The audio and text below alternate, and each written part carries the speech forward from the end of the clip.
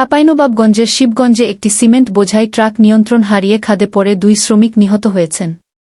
শুক্রবার সকালে শিবগঞ্জ উপজেলার সোনাপুরে এ দুর্ঘটনা ঘটে। নিহতরা হলেন শিবগঞ্জ উপজেলার শাহবাজপুর ইউনিয়নের পিরোজপুর গ্রামের ইদ্রিস আলী ছেলে ফানু এবং একই এলাকার হেরাস আলীর ছেলে আব্দুর রাজ্জাক খুদু। শিবগঞ্জ ফায়ার সার্ভিসের স্টেশন ম্যানেজার কাদেরি কিবরিয়া জানান, সিমেন্ট বোঝাই একটি ট্রাক সোনাপুর বাজারের একটি দোকানে কিছু সিমেন্ট নামানোর পর আরেকটি দোকানে যাবার সময় সোনাপুর এলাকায় নিয়ন্ত্রণ হারিয়ে খাদে পড়ে উল্টে যায়। এ সময় ট্রাকের উপরে থাকা 2 শ্রমিক ফানু ও খুদু মারা যায়। শিবগঞ্জ থানার ওসি সাজ্জাদ হোসেন ঘটনার সত্যতা নিশ্চিত করে জানান, খবর পেয়ে পুলিশ ঘটনাস্থলে গেছে, আইনগত ব্যবস্থা প্রক্রিয়াধীন রয়েছে।